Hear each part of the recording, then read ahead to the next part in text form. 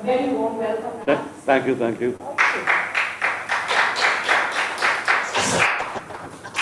I would also like to welcome our audience, both on online and offline. And now pass the mic on to our subcommittee members, Caroline, who will introduce the audience. Thank you. This way so I can see the audience a little. Thank you, Vinita. What do you want? Good evening, everyone. It's so wonderful to see you all here tonight. Even though I can't see your beautiful smiling faces behind the mask, happy to see you all here. We would like to welcome you to the Catholic Club iBrowse Book Club session. It gives me great pleasure to introduce our guest this evening, Ms. Dolly Harper, co-author of Regrets None. What describes Dolly? I'm sure and definitely I'm telling you this, that it's not just one word. Beauty, intelligence, grace, fearlessness, and style. Among many other things, Dolly has been a theatre actor, a radio jockey, a television news reader, copywriter, model coordinator. I think an international breadth. There's a long list coming up, doesn't just end there. From being a casting director, a musical columnist, a media consultant, social activist, and today she has written a memoir titled Regrets None. Just like the various roles she's gone and played in her career, Dolly in the ordinary life is known to be a very strong, vibrant, empowered, wonderful, courageous woman. She has lived her life to the fullest and continues to do so. Talking a bit about her memoir, Dolly in a statement had recently said, "My life has been a book, and I have always shared my choices and decisions with my head held high. It feels wonderful that my life has found its way onto the pages. It's taken me 8 decades of living, 40 years of sifting through memories, and finally, Arghya Lahiri, to distill it all into a book. I hope people will enjoy reading, not just the adventures of my life, but also getting to know the incredible cast of characters that I met along the way." As described by Arghya Lahiri, what a life, what a woman. Truly, Dolly, we're all here waiting eagerly to hear from you on this adventurous journey. Congratulations on your book, and I once again welcome you to the Catholic Club iBrowse Club event. Over to you, Naomi, to introduce the moderator for this evening. Thank you. Thank you, Caroline. Our moderator for this today, we all know him very well, Simon Pinto, is an ultimate personality. As a magnet, musician, writer, actor, born with one, lover of art, having money as my brother. Humorist who invites herself, and elitist who invites others to join him in enjoying life to the full. Welcome. Thank you.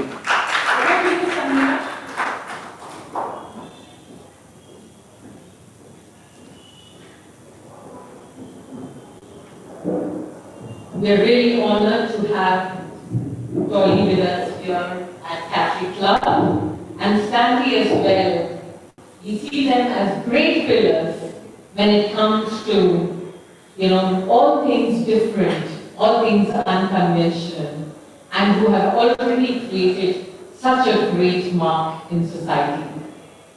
Once again, a warm welcome to you all. Before we continue with a very interesting discussion that we all look forward to, we would like to also highlight today, after all these years at Catholic Club, a very foundation and pillar stone that has really created a legacy over the years. The name iBrowse. iBrowse has been synonymous to Catholic Club for decades now. And today we want to take this opportunity to realize and also acknowledge a very enterprising lady for her contribution towards the name. have with us Mrs. Jean Rego. I call her Auntie Jean, who has been a great supporter, a great pillar, and someone who's really lived up to the legacy, just like the name iBrowse. Auntie Jean, if we could request you to come in front and say a few words as to what inspired you towards suggesting this name to the managing committee and the team at the iBrowse Book Club. Please come forward.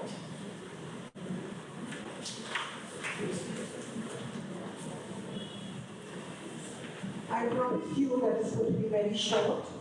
I just want to tell you that before this turned into a Catholic club, it used to be a hostel for boys, mainly those who are going to join the priesthood. And my husband, Melvin Rego, was one of the first members of the Catholic club. So our romance happened here, and we got married in this house. Now for iBrowse, we had a committee that put it out in the local newsletter that they wanted a name. And we had a group sitting around discussing this.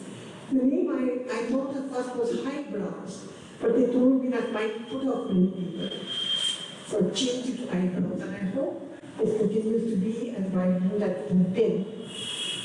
When we first started, we would take a book. I'm not sure whether it was taken bought onto one of the shops on Church Street. They would give us 5 copies of the book at a discount. And we would, among us, we would share that for the month. Each of us would take it for a week, and then we would discuss the book. But now we have something even better. We have authors coming to speak to us. Welcome to the Catholic Club.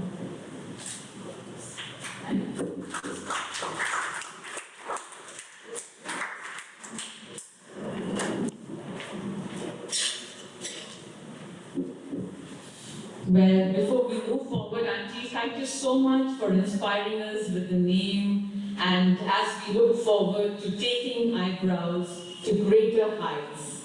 Before we move forward, we have a small token of appreciation, but we will keep that as we would. Oh, it's already on its way. Okay. Yeah. May I request the subcommittee members, please come forward as we present the token of appreciation to Mrs. Jean Rego. Please come forward.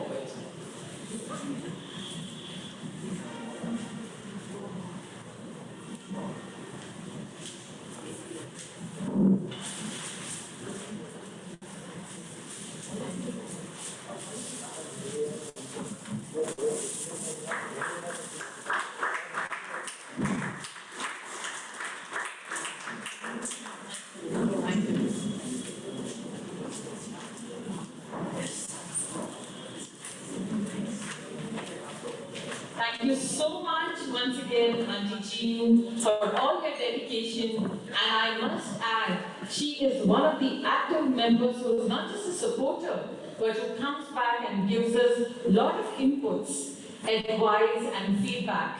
And as the MIC here of iBrowse Book Club, she has guided me along the way with frequent calls and appreciation as well. So once again, may I request all of us to raise your hands with all respect and honor. Thank you, Auntie Jean, for all your guidance, and please continue to bless us. Thank you. We now move forward to the most important part of today's session. And do you know what it is about? Yes, and for that, may I request Ms. Shanti Perez to take this introduction forward. Over to you, Shanti.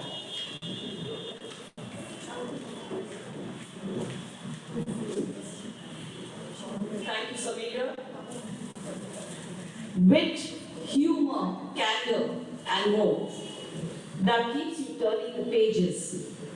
Regrets None is a no-holds-barred memoir that is unafraid to look you in the eye and reveal all. Written by veteran theatre personality Dolly Kapoor, it touches upon her life and career. There are mentions of her childhood in the national capital, or Dolly from Delhi, as she labels herself. Due to her father being in the Air Force, she has lived in an assortment of Air Force stations. The book looks at her start in theatre in college, her time in London, her deep involvement in the casting for the film Gandhi, working in radio, television and advertising, while returning always to her first love, theatre. Regrets None is dedicated to Thakur's son. The book, Thakur hopes, will help him understand that she was not the first woman to be abandoned or a single mother. The memoir starts with an admission of the 3 decades it took to complete the book, akin to an individual attempting to quit smoking and relaxing, quips Thakur. Dolly Thakur brings alive another era, the glitz, the glamour, the struggles. She speaks candidly about love, sex, infidelity, motherhood, commitment, the ecstasy, and the heartbreaks. She emerges as a true-blooded embodiment of what it means to be a strong, empowered, vulnerable, courageous, and sometimes outrageous woman. I definitely want to get this book and to hear more from the lady itself. Now, over to you. I don't think I've got anything more to say anymore. Everyone's stolen my thunder. I have known Dolly for 50 years. Not that we saw very much of each other. One of the reasons I knew her is because she was my boss's lady friend. And so therefore I had to keep my hands off her. Boss's lady friend.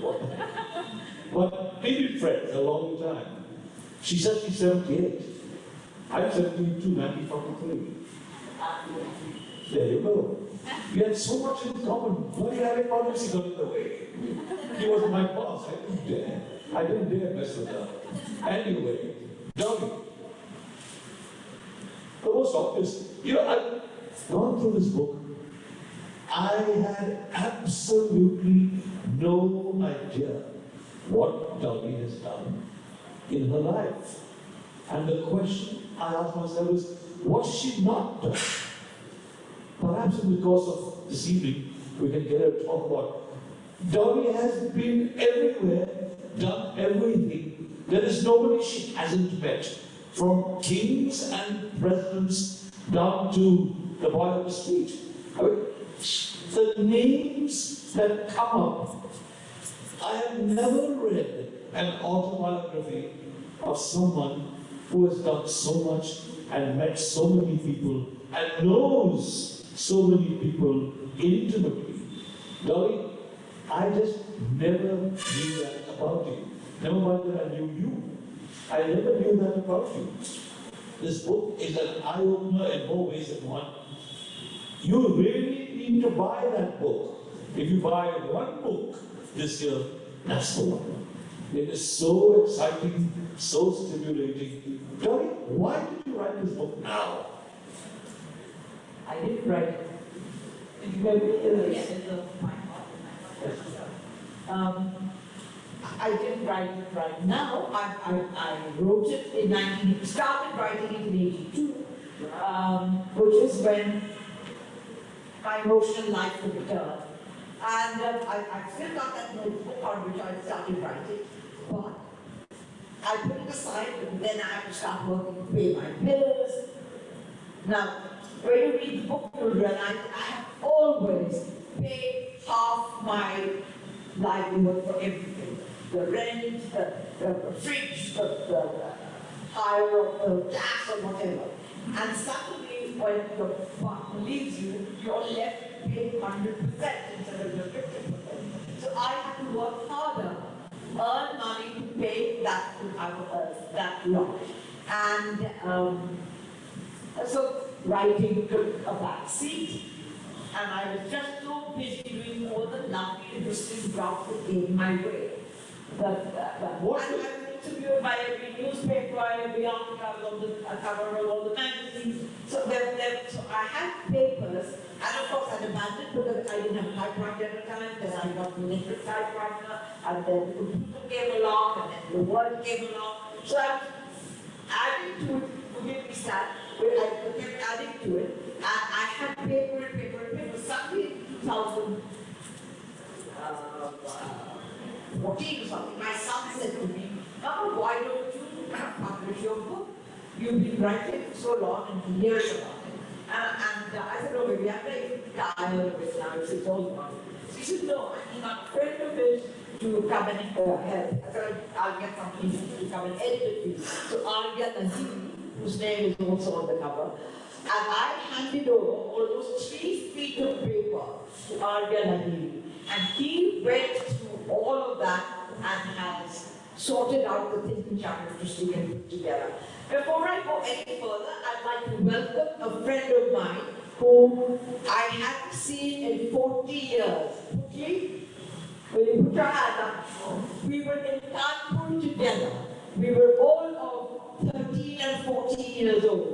And so the Kanpur bit which you will read in the book includes her in a lot of it. And she's been very much a part of my life. And I'm so thrilled to see her here today.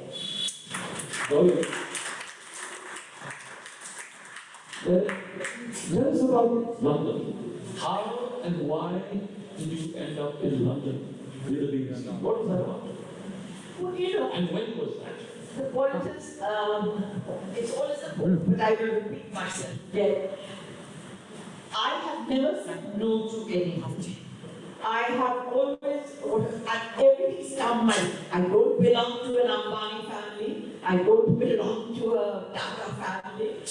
My father was a middle class Air Force officer, but I was brought up with an open mind, accepting everybody, not having any prejudices about language, caste, color, money, anything like that. That in itself gave you a lot of confidence. And so whenever opportunities came my way, I mean, to start with, the first time I stepped on stage was when I was 6 years old. My sari opened up and the curtain came down, the ladies came running, tied up my sari, and the curtain went up again. And I was very Krishna, which was when I was 6 or 7 years old. And the ladies came rushing in, tied up my sari. And a huge applause went up from the Air Force camp ladies or whoever was there. And I loved the applause, and I'm loving it still. So that's what's making me happy. How? Tell us about London. Okay. Why did you get there? So as I said, I didn't belong to a family which had any money which sent me to London, etc. But my first job was with the British Information Service in Delhi.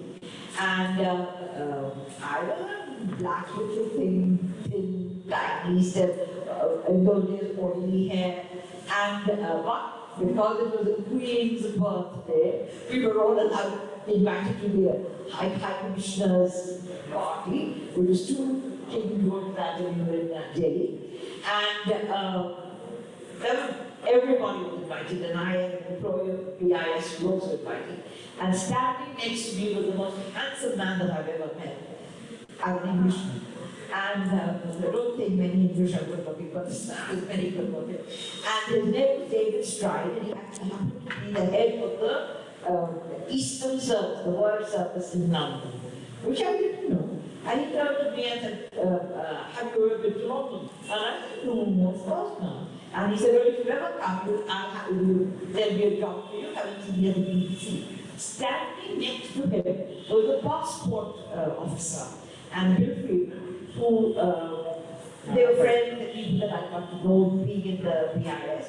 Next day, he sent me the papers to sign for an entry permit.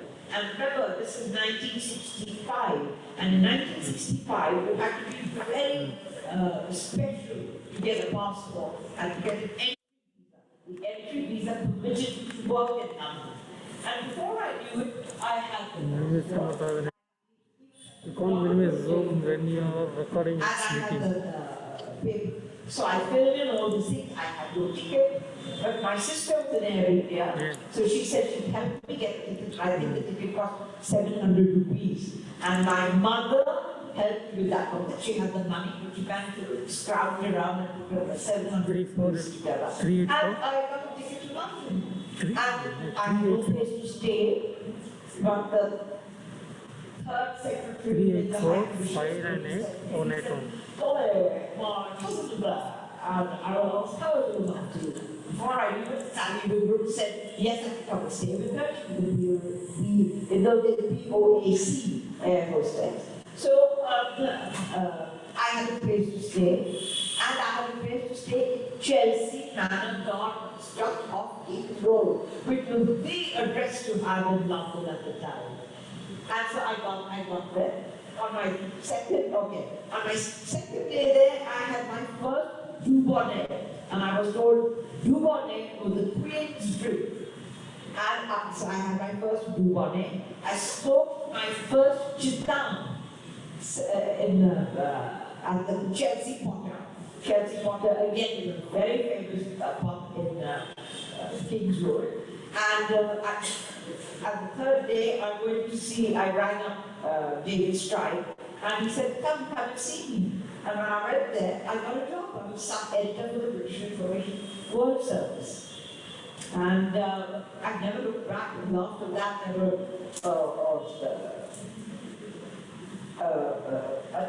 there were people from the World Service asking me to compare their programs, to write about the women. And because at that time the immigration population was very large, and so there were people who didn't know anything. So the programs I did were how to assimilate the Indians and the Pakistanis and the Sri Lankans also into life in Britain. So I was teaching them how to light a gas, how to drink milk instead of giving the free milk that they got when they were pregnant to their sons. Little things like that. But from that, I got acknowledgement, I got recognition, I never looked back. Why did you come back? Why did you stay? Like every stupid Indian woman, you want to get married. I was 24, 25 years old, and I'm married. And so, when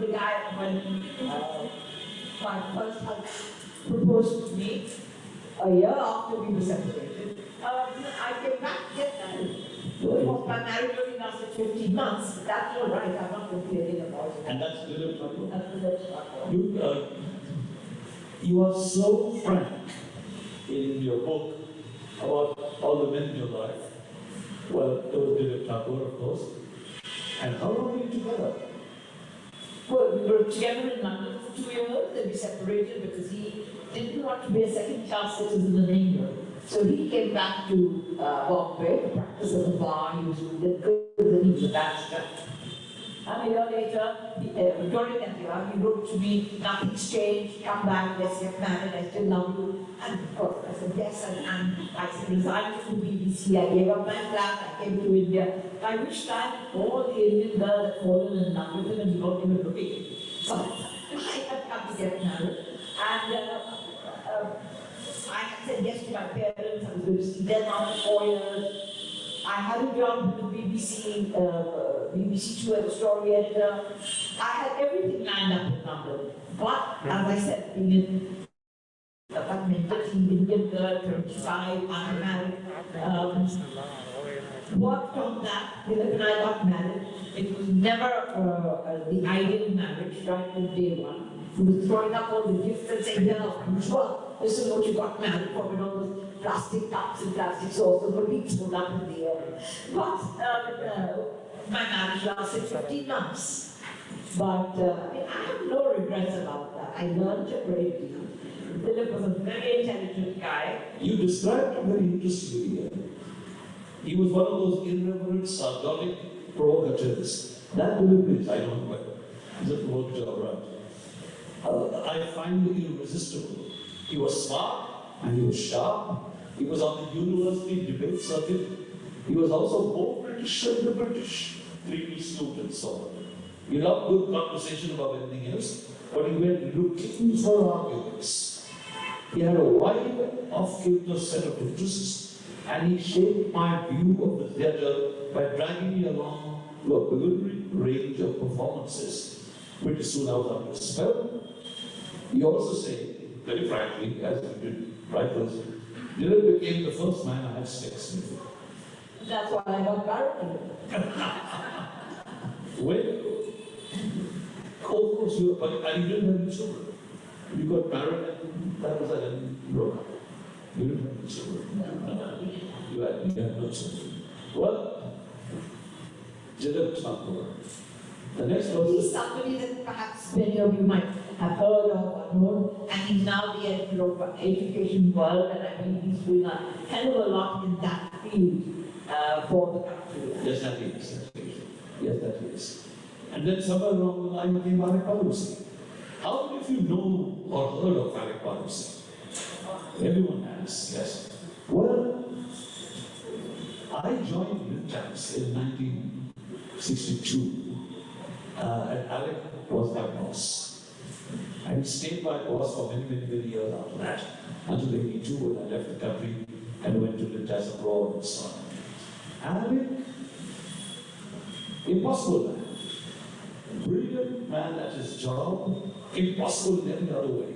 How anybody could stick with him, I don't know. But this woman was in love with him. Well, I'll tell you what she wrote about him. Let me see now. And I don't recognize him from what you wrote, Dolly. I really don't recognize him. But that's because I detested him. I was the genre, and Alec curated my view of the world. I was the perfect mid-career partner for a grande. I reveled in the attention he brought me. I reveled in the exposure it afforded me, is what I think you wrote. You also wrote things about him being a very generous man and all that. He traveled with you abroad, you around, and so on and so forth. But he also probably disappeared overnight one day, didn't he? Out somebody else. Yeah, but then that's life. And when you're as creative as Alec and as excited about all the things that happen in one's life, you never know from day to day where you stand. And Alec had this terrific quality where he pursued to the ends of the world. I mean, he goes to leave his ex-wife at the cinema and drives all the way to my place, if people know about me, that Regal Cinema, he dropped his wife. He came to Pedder Road just to see my face. Now, who would fall in love with a man like that who said, I've got to drop to the cinema and I just wanted to see your face. But when he did that, he had that quality. And that's a quality that perhaps attracted a lot of other people also. But we lasted 13 years. And you had a son. And you had I had some right here. Well, and you cast him as Jinnah in Gandhi. Yeah, Tell us about Richard Attenborough. I didn't cast him as Jinnah in Gandhi. But Richard Attenborough, who was at my place, came in one afternoon at 3 o'clock in the afternoon, and in those days we only had two gattas on the floor, so Richard sat on one gatta and I was sitting next to This is Richard Attenborough. Richard Sir Attenborough. Richard Attenborough. At that time he was not, he was Sir, but he freedom, and Rani Dubey, who was the associate producer of Gandhi, was a good friend of Richard, so she had brought him to my place, and so we sat. To your one-bedroom flat. And he, I rang Alec up till 5:30 or 6, he was still there chatting. Now, if Stanley remembers, the picture of Stanley still stuck on my wall over there, but there was this whole wall full of photographs of plays which Alec had done. And so Richard Attenborough, being an actor himself, began to talk about the play, some of the plays she also acted in, etc. And conversation of the theatre went on and it became 5:36. So I rang Alec up and Alec never came more. I was standing with Baywatch, never anywhere on time. And but I rang him up at about 5:30, thinking the day was over and perhaps he would come home. I rang and said, Alec, Sir Richard Attenborough is here. and can we take you out to dinner? Would you like to come? The shock that you all are, hearing this natural name, Ali was left in that immediately, and 40 minutes later he was home.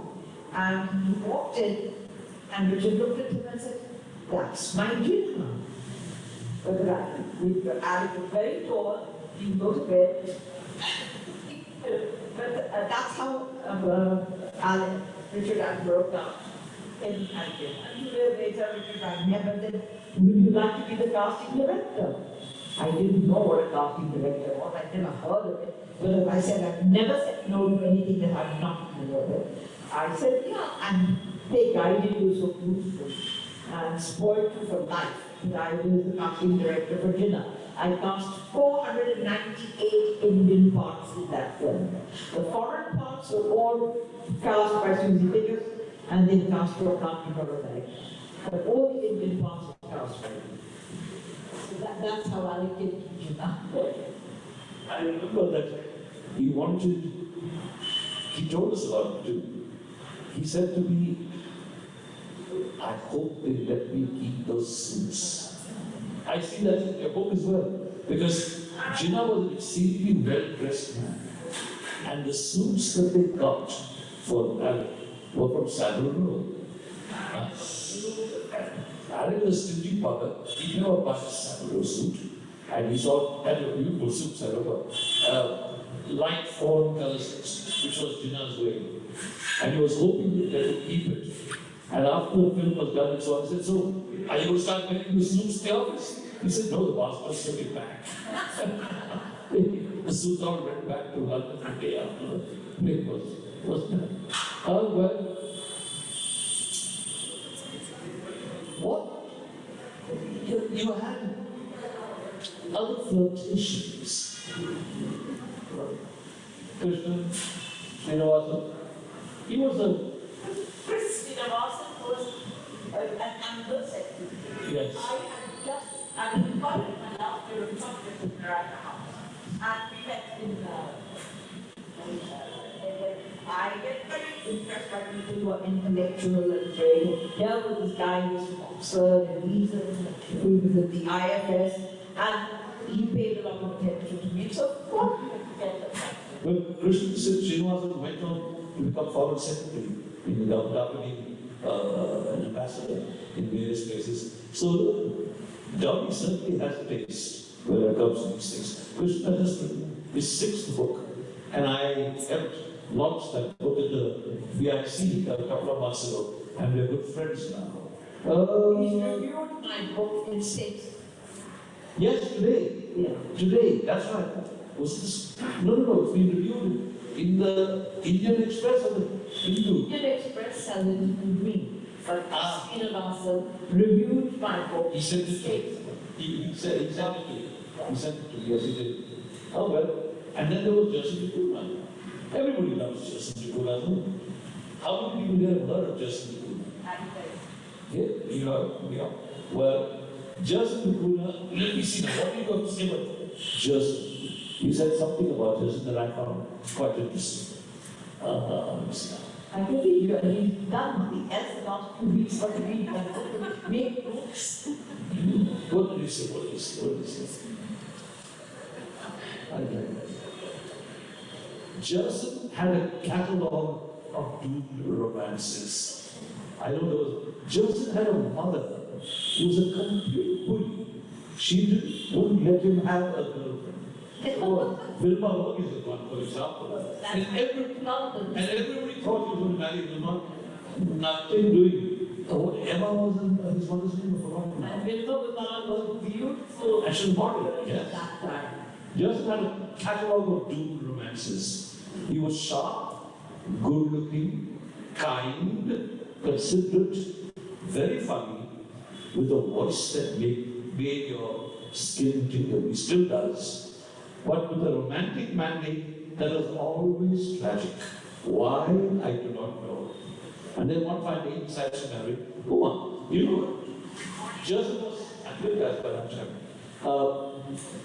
One fine day, he was friendly with Uma, and his mother would absolutely not for it. Ina. Ina. Auntie Ina. Auntie Manas. Auntie Ina. Ina. As soon as Joseph got his girlfriend, Ina would be on his case. And here was Uma Kripani.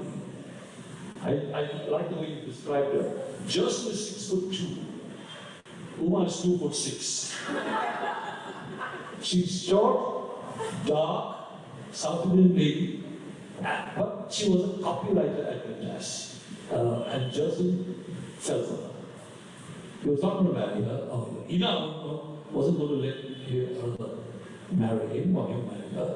So she left Madras and went to Calcutta to Brookpond and began working at Brookpond. And one fine day, Joseph decided, for once in his life, he would put Ina in her place. He flew to Calcutta, asked Uma to marry him, came back, and next thing I know, we all heard that Joseph was getting married to Uma. And they're still married. Very, very happy. How many years? 50 years? Probably. At least. That's right. Yeah, 69. Yeah, so right. Okay.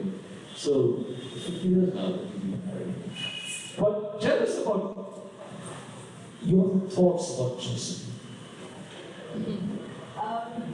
Joseph is very kind. He gave a lot of attention. While Alec was about Alec, Joseph is about. I love that. I love that. Yeah. He makes life about it. And he offered you that friendship, he offered you that affection, that security, which I had at that time from Alec. And so I swear by him, he remains my best friend even today. And so does Uma.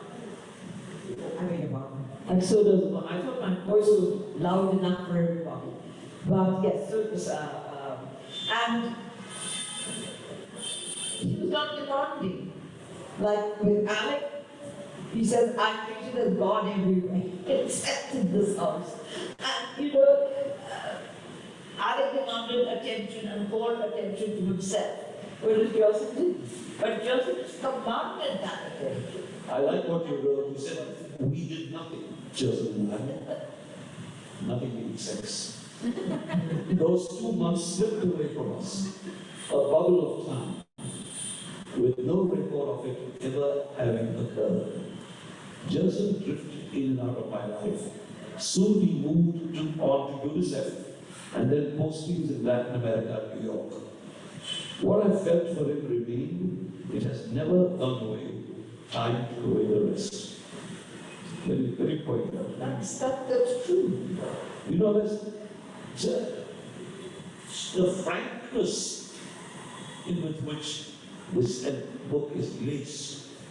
It starts with her saying, I was not the first woman to steal another woman's husband. I was not the first woman to bear a child out of wedlock. I was not the first woman to bring up a boy alone. I was not the first woman to be abandoned. That's the first page of this book. Give you a sense of what you get when you read it. Let's look at the word. When did you stop smoking, Tommy? 31st of July, 1986. How did that happen? Like people don't mix drinks, I didn't mix cigarettes because my voice was my fortune, and so I only smoked Rothmans. And so I went to Delhi on some project, and we were staying at the town, and I smoked my last Rothman at 7:30 in the evening, and picked up the room service and said, can you send me Rothman? But in Delhi, Rothman, unheard of. All this everywhere, India classics, India King. And as I said, I didn't mix my cigarettes, so I said, no. I was flying back the next day, but on an evening flight. So I'd gone 24 hours without smoking. I landed in Bombay. First thing I did about 10:30 at night, and the first thing I told the taxi driver was the first kiosk was near Bal Thakur's house. So I said, stop there, to buy my cigarette. So we stopped there. But I saw a whole lot of seedy looking guys standing around, and I thought that was tempting fate. She's like that. So I said, and I went home. The first thing I did, by which time it was 11:30, 12, everything had closed. So the first thing I did at 9 or 8:30 in the morning was to stretch my hand, pick up the phone, dial my supplier. And I said, I've gone more than 36 hours without smoking. Let me just give it up. And I've never smoked a cigarette after. I was also acting in a play 4 years down the line with Dinesh Thakur, and in that I was playing a Lakhnami Begum, and I had to light up 4 times or 5 times during the play. I said to Dinesh, I can't go, get me to smoke. He said, नहीं, after Lakhnami Begum, मैं आपको तो cigarette पीनी है. So I would light up, but I never inhaled. And You sound like Bill Clinton. And I've never gone back. I've never asked anybody to let me light their cigarette or have a first puff. Never looked back. And my son, who remember was brought up at the time when Amitabh Bachchan and shuk was going on all the time. Every little thing, whether it was a speaker or a pen or a pencil or a straw or a ruler would become an instrument to fight with, and he would go shuk. And he turned to me 3 months after I'd given smoking. And he said, Mama, do you realize you haven't smoked and I haven't played with a gun? And so that was an added incentive for me, and of course I never looked back. But you knew Amitabh Bachchan and Zero Kaman, how many people did you? Yeah, What was that about? Amitabh and I acted in a play together, I got to play.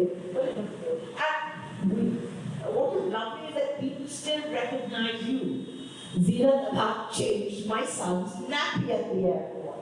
Amitabh Bachchan, when I went to see his mother, who was ill, and he came out and he said to me, don't you call your driver, bring your driver, and let him bring the car in.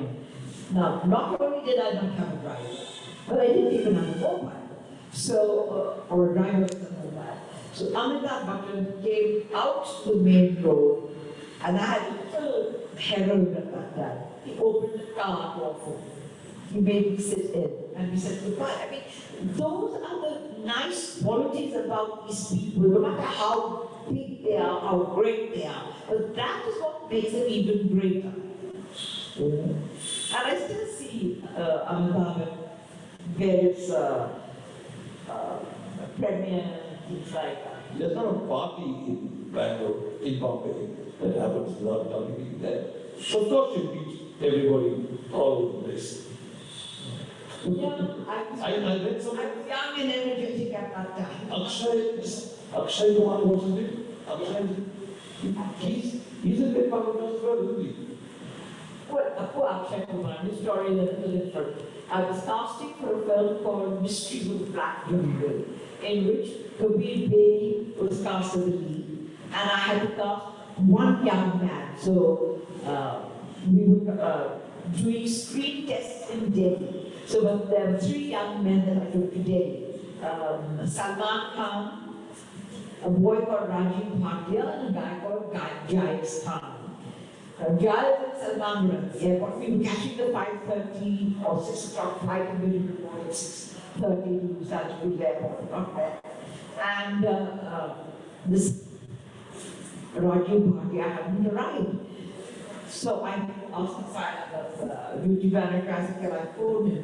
They kept the desk open, they kept everything open. I went around and said, damn, I think it's 5:30 in the evening. And but he said, I'm coming, even if I'm in Rokanwala. I mean, if you know, it's like, where are we? In Bangalore, which would be in Hasarghat, something like that. In that town. But he said, I'm coming. And so we waited, we kept everything open. When we got onto the plane, the pilot allowed me to get on. He said, but this guy can't get on. So I had to leave Akshay Kumar behind, but he never got caught in that Italian film. Akshay Kumar from what he was writing at that time. Now, you know, Jawaharlal Nehru threw a garland of flowers which landed in her lap. Years later, how old were you at the time, Dolly? I was 11. Then years later, she met Indira Gandhi. Tell us about that. During the emergency, we were in Hyderabad, and I saw groups of people in kurta pajamas, white, Gandhi standing on the airfield. So I asked people what was that. They said, "Koi jana hua hai." We got onto the plane, and in those days there was no business class, it was all economy, and sitting in 1A, or 7A, which was the first seat by the door as you entered, was Indira Gandhi. And so I went to my seat, which was 14 something, and I asked the air hostess if Amni Krishna or Usha Bhagakuva, Prime Secretary, Social Secretary, they were on the plane, and they said no. So I said, I wrote a note. I said, will you give this to Mrs. Gandhi? Dear Mrs. G, I'd like to come and chat with you. However, if you're busy, I understand. And I gave it to her. Literally 3 minutes later, a gentleman walked up to me and he said, "Aap Indira ji se milna chahte hain?" I said, "Haan." He said, "Aaiye." And so I picked up my file and picked up my picture line, went there. She looked at me and said, if you're a journalist, I'm not talking to journalists. So I said, look, I'm a journalist, but I don't write on politics, and I'm not a political commentator. So she said, okay. We said that. So before the plane had even taken off, I sat beside her, and it was like talking to your favorite aunt. We talked about the student trouble in Kashmir at the time, the village said. And we talked about, we didn't touch on Sanjay Gandhi, we didn't touch upon the emergency, nothing like that. And what we talked about is, Dolly, who stitches your cholis? And I used to remember since there were those days. You know, I mean, but as I said, it was like talking to your favorite aunt. And when we were getting off, she was coming to Bombay to deliver her first election speech at the August Kranti Maidan. And she said, Dolly, do me a favor. When I get off, will you pull my sari from the back? So I said, of course, I have no qualms about that. And there was I in the bed, as soon as the door opened, putting the sari from the back. But you know, it's that kind of recognition, that kind of acceptance, which also builds your own confidence. And how about the accident when you met Rajiv Gandhi? For Rajiv Gandhi. Rajiv Gandhi had come to inaugurate the Festival of France in Bombay, in Bombay then. And Francois Mitterrand, who was the president at the time, he had come to that. And, but security had become a little tighter by then. This was just Indira Gandhi had been assassinated, so murdered, so all that had happened. And I was moderating the whole events of the evening. So I was sitting there to monitor in front of the camera for and I was giving my commentary about who's coming, who's invited, who's sitting where. Because I had ad-lib for a good 45 minutes because Rajiv Gandhi arrived early. Instead of coming at 6 o'clock, he turned up at 5:45, 4:46 or something like that. And while I was doing all this, a guy came and tapped my shoulder and looked up. And I curly hair, now we don't become grey, so all the black hair of youth was not there, so it took me a while to recognize him. And then Aftab Seth, who was his private secretary, Rajiv Gandhi's private secretary, and, chief secretary, and he gave me his card, and now I had been, Aftab says a date at the main ball in Oxford. So, I mean, he was a very good friend, we were all in family together. And suddenly I looked up, and then Rajiv Gandhi standing behind my monitor. And so I looked at it, of course my mouth went dry and I didn't know what to say, and then I had to continue ad-libbing and saying, here comes Parveshwar Godrej laden with diamonds, here comes Arghya wearing such and such sari, and I went on like this. And Rajiv Gandhi standing in front of me and saying, like, what can I do? They brought me here. So that's how it worked out. You get a sense of the number of people of all genres.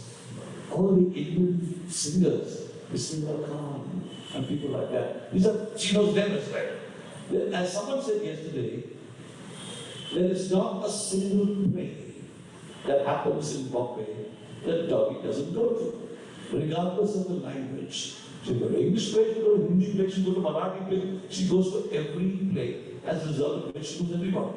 You listen to it quite often. Om Puri, Nasiruddin, people like that. Well, they're all my contemporaries. We were all together. Now they've achieved great fame and money.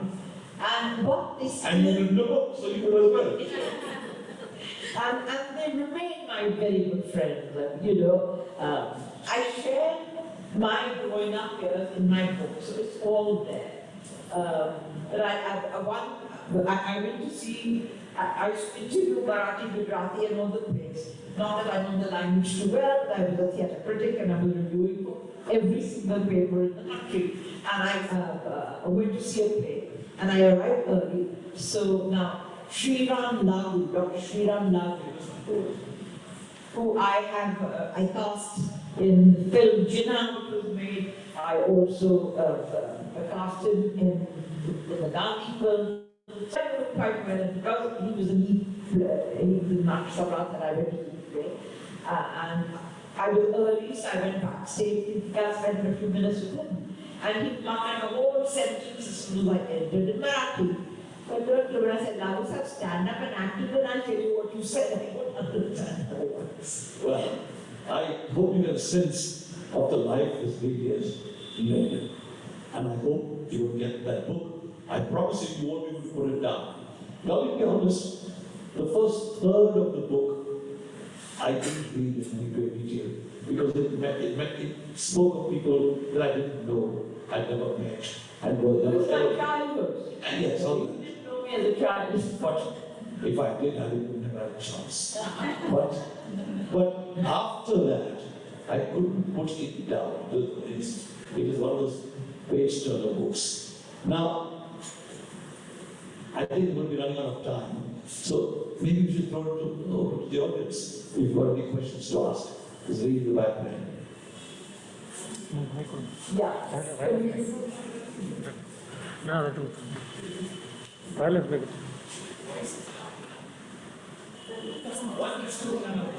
Voice is loud now. Come forward. All right. Well, it's been such an exciting journey. But there's a two-part question that I have for you. One amongst, you've been so candid about everything that's happened in your life, that if I were to ask you, is there one where who would always have a soft spot in your heart? Would you be able to choose amongst them, or? They all have something. What I love every one of them. I'm still in touch with them. Okay, I think I'm going to play the harp upstairs. But otherwise, all the others are still around. And I'm very much in touch with them. And the second part of my question is, your life has been fraught with highs and lows. So, which would you say has been your highest high and your lowest low? When I was on television, I mean, those years that I spent on television as a newsreader, they were the highest points in my life. Because I loved being recognized, I loved people carrying my bag and taking me and not making me pay for a thumbs up or a tea or coffee. I loved all that. I loved the attention. And even today, I have people who are with large receding hairlines or very grey hair, who are about 50 and 60 in that age group, and they come up to me and they say, we hated you when, even now, at airports and restaurants and train stations, they said, oh, we hated you when we were taken over. Because their parents used to, remember, I read the news 40 years ago, and their parents used to wake them up at 9:30 or 10 at night to watch Dolly Thakur reading the news. So those are my highest moments, and I still enjoy that attention that I got there. Lowest of when heartbreaks happen and things, but they haven't put me down to resort to drink or give up anything. I've led a very interesting life. I haven't had a day's boredom in the pandemic. I still don't have enough hours in my day. I sleep for 4 hours in 24 hours. And if that's the kind of life that any of you can lead, hats off to all of you too. Thank you. Any more questions? Sorry. Any more questions? Anyone? Well, the last thing I did, in fact, I'm fortunate, an actor who was with me, she's gone home now, a girl called Lahiri who's from Bangalore. I've acted in a Zoom play. Now, I am technologically dumb. I don't understand anything about the digital, this, that, and the other. That's why I'm not so happy that my talk or whatever is going on here somewhere in Zoom or people, that people are sitting at home and watching it. But and I did a Zoom play directed by a director in Calcutta, the stage manager in Chennai, the technical manager in Ranchi, my fellow actor in Bangalore who was here still stitched out and she went back. I sitting on my leather chair at home. I mean, I couldn't believe it, and we did this play called Turning Point, which is about spinal cord injury. And it celebrated Spinal Cord Injury Day, which is on the 5th of September. We've had 4 shows up to now, and we're hoping that we have many more. But that was a challenge, because one never knew that you could do theatre like that. What is wonderful is that all 5 actors in different parts of the country and the technical crew, etc., from different parts of the country, the audience was from Sydney, Los Angeles, Florida, London, and over, I don't know how many millions watched the play. Now that is the great thing about the Zoom play that I did. The is still going strong.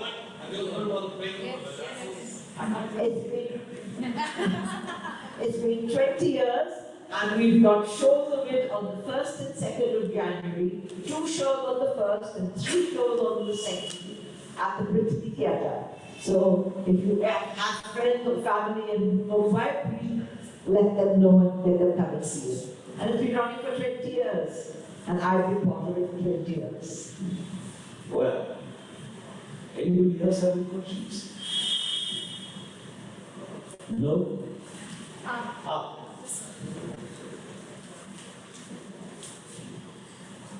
open.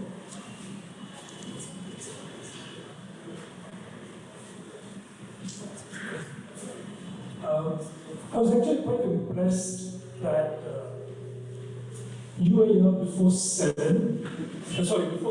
for a 7 o'clock program. I came to you with a book for an autograph for a friend, and when I sent her the picture, she said, "Tell her I love her." I was a little upset that it could be mistaken because I was kneeling next to you as if I was proposing. But thank you for being so nice about it. Yeah.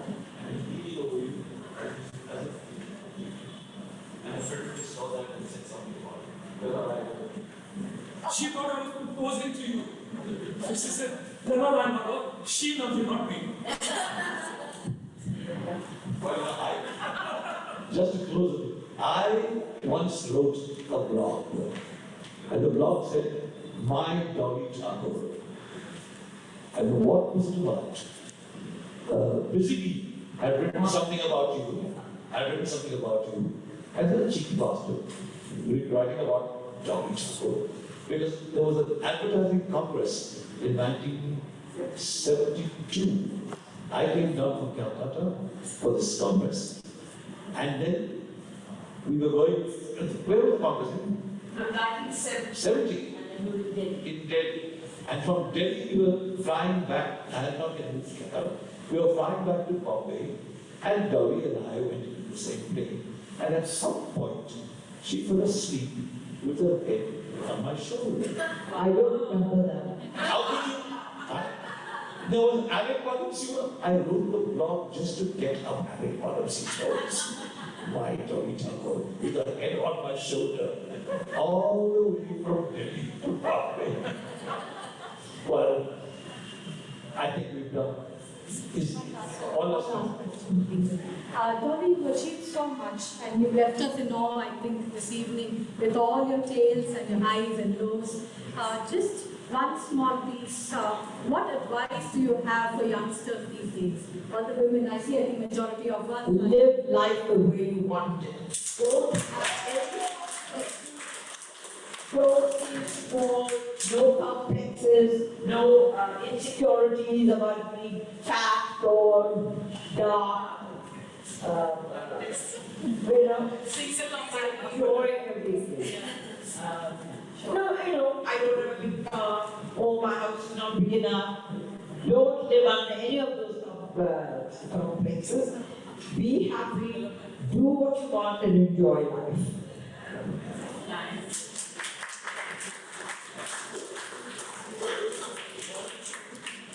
I think that's about it. A big hand for Dolly. For coming to Bangalore, coming to this club, and for writing this marvelous book. Anyone has the books to autograph, you will do it quick right now.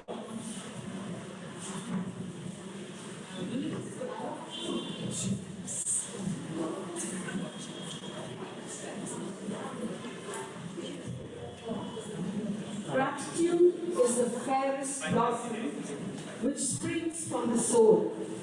On behalf of the Catholic Club iBrowse Committee, I extend a heartfelt thank you to our dynamic author of the day, Dolly Thakur, who has given us an insight to her life.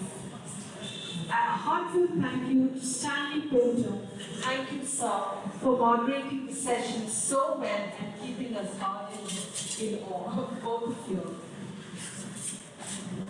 Thank you, audience. Without your participation and support, this session wouldn't be a success. So once again, thank you to our online and offline people for coming here. I now call upon Samira to hand over the podium to us. As I said to you at the beginning, if there is one book that you read this year, that's the one. But you read it, you've got to find it. I would certainly advise all the grandmothers and all those that are senior citizens here to please get for young children readable. Young meaning teenagers. It is really, it will give them a great deal of inspiration about life and living and enjoying life and doing the kind of thing that they want to do. Thank you very much, Dolly. I'm sure it was a very inspiring talk and a lot of great lessons learned to everyone who is here with us this evening. Thank you for your time, and we look forward to taking this discussion forward as you purchase this book today at Catholic Club. Before we move forward, a small token of our appreciation. May I request the subcommittee members please come forward as we present this to our special guest and the author this evening. I can see my breakfast for the next week. Please come. Come, please come.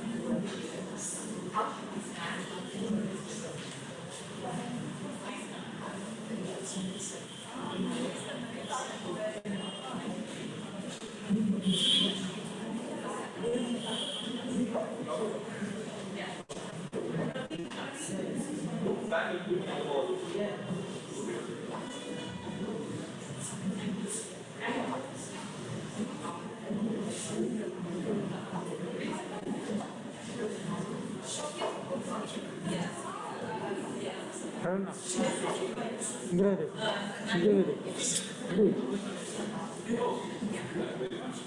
stand.